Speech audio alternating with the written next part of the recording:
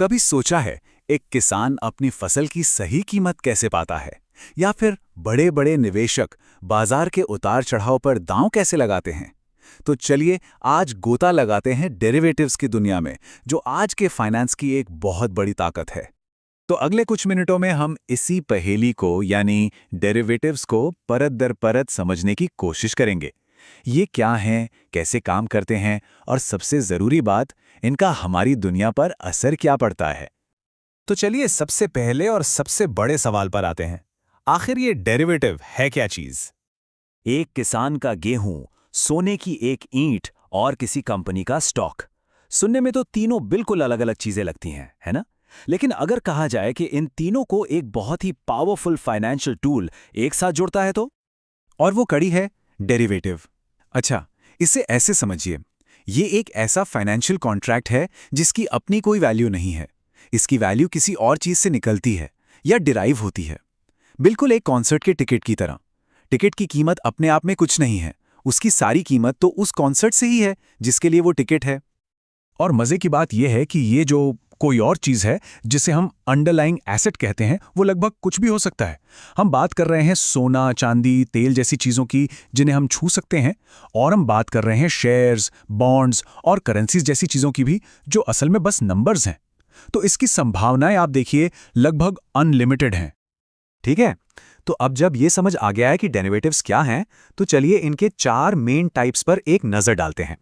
हर एक का अपना एक अलग अंदाज है और एक खास मकसद भी। सबसे पहले हैं फॉरवर्ड्स। इसको आप दो लोगों के बीच एक प्राइवेट हैंडशेक डील की तरह मानिए। सब कुछ आपस में तय होता है। मान लीजिए एक किसान से 6 महीने बाद एक फिक्स्ड कीमत पर गेहूं खरीदने का एक पर्सनल एग्रीमेंट कर लिया। बस यही है एक फॉरवर्ड कॉन्ट्रैक्ट, सिंपल। फिर आते हैं फ्यूचर्स। अब ये भी फॉरवर्ड्स जैसे ही हैं, लेकिन एक बहुत बड़ा फर्क है, ये स्टैंडर्डाइज्ड होते हैं।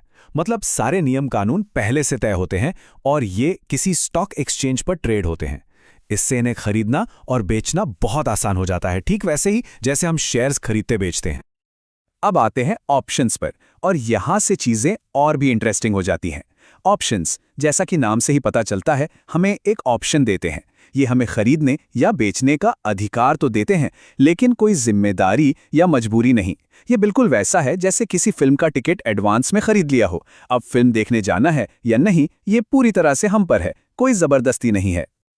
और आखिर में है स्वैप्स। सोचिए दो दोस्त अपना अपना लंच बॉक्स एक दूसरे से एक्सचेंज कर रहे हैं, क्योंकि दोनों को कुछ अलग ट्राई करना है। फाइनेंशियल दुनिया में स्वैप्स भी कुछ ऐसा ही करते हैं। दो पार्टियां अपने फ्यूचर कैश फ्लो की अदला बदली करती हैं। इसका इस्तेमाल अक्सर इंटरेस्ट रेट या करेंसी रेट के जोखिम को मैनेज करने के लिए होता है। तो ये टेबल फॉरवर्ड्स और फ्यूचर्स के बीच का जो फर्क है, उसे बहुत साफ साफ दिखाती है। एक तरफ फॉरवर्ड्स हैं जो प्राइवेट हैं, कस्टमाइज्ड हैं, मतलब हर डील अलग होती है। वहीं दूसरी तरफ फ्यूचर्स हैं जो पब्लिक एक्सचेंज पर ट्रेड होते हैं, स्टैंडर्डाइज्ड होते हैं, और इसलिए इनमें ज्यादा पारदर्शिता और सुरक्षा होती है। चलिए, अब जब हम डेरिवेटिव्स के अलग अलग टाइप्स को जान गए हैं, तो अब उन लोगों से मिलते हैं जो इस मार्केट में काम करते हैं। मोटे तौर पर देखें तो इस बाजार में 3 तरह के खिलाड़ी होते हैं। ये हैं हेजर्स, जो जोखिम से बचना चाहते हैं, स्पेक्यूलेटर्स, जो जोखिम पर दांव लगाते हैं, और आर्बिट्रेजर्स, जो बाजार की छोटी-मोटी गलतियों से फायदा उठाते हैं। सबसे पहले हैं हेजर्स। इन्हें हम रक्षक कह सकते हैं। ये वो लोग हैं जो कीमतों में होने वाले अचानक बदलाव के जोखिम से खुद को बचाना चाहते हैं। वो किसान जो अपनी फसल की कीमत गिरने के डर से पहले ही एक दाम तय कर लेता है, वो हेजिंग का एक परफेक्ट एग्जाम्पल है। फिर आते हैं स्पेक्यूलेटर्स, यानी भविष्यवक्ता। ये जोखिम उठाने वाले खिलाड़ी हैं। ये डेरिवेटिव्स का इस्तेमाल करके बाजार की दिशा पर एक तरह से दांव लगाते हैं, इस उम्मीद में कि उनकी भविष्यवाणी सही होगी और वो पैसा कमाएंगे।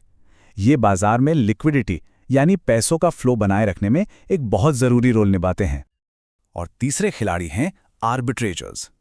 इन्हें हम बाजार का जासूस या अवसरवादी कह सकते हैं। इनका काम है अलग अलग बाजारों में एक ही चीज की कीमत में बहुत छोटे छोटे अंतर को ढूंढना। ये कम दाम पर खरीदकर और ज्यादा दाम पर तुरंत बेचकर बिना किसी रिस्क के छोटा सा मुनाफा कमाते हैं, और ऐसा करके वो अनजाने में ही बाजार को ज्यादा एफिशिएंट यानी कुशल बना देते हैं। तो अब जब हम इन खिलाड़ियों को जान गए हैं, तो आइए देखते हैं कि अपना खेल खेलते कहाँ हैं। डेरिवेटिव्स की ट्रेडिंग के लिए 2 मेन मैदान हैं। एक तरफ है ओवर द काउंटर या OTC मार्केट। ये प्राइवेट डील्स का मैदान है।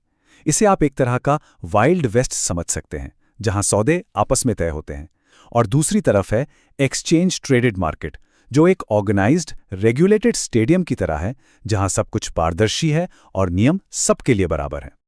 तो हमने डेरिवेटिव्स की दुनिया का एक पूरा चक्कर लगा लिया है, पर अब सबसे बड़ा सवाल यह है कि आखिर इन सबसे फर्क क्या पड़ता है?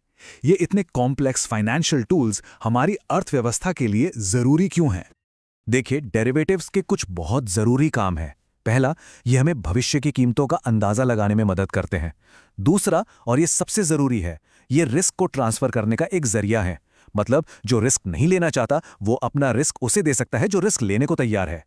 और तीसरा, ये सट्टेबाजी को एक कंट्रोल किए हुए और सुरक्षित सिस्टम के अंदर ले आते हैं। लेकिन यहाँ एक बहुत जरूरी बात याद रखने वाली है। NISM वर्कबुक भी कहती है डेरिवेटिव्स लेवरेज्ड इंस्ट्रूमेंट्स हैं। लेवरेज का मतलब है कि कम पैसे लगाकर एक बड़ी पोजीशन को कंट्रोल किया जा सकता है, और ये एक दो-धारी तलवार की तरह है। ये मुनाफे को कई गुना बढ़ा सकती है तो नुकसान को भी उतना ही बड़ा कर सकती है। तो आखिर में ये सवाल बचता है, डेरिवेटिव्स क्या हैं? क्या ये इकोनॉमिक रिस्क को मैनेज करने का एक ज़रूरी टूल है, या फिर ये खुद ही उस रिस्क की जड़ हैं? सच तो ये है कि ये दोनों हैं। ये आज के फाइनेंशियल सिस्टम का एक ऐसा हिस्सा है जो बड़े मौके भी देता है और साथ ही बड़े खतरे भी लाता है। ये एक सोचने वाली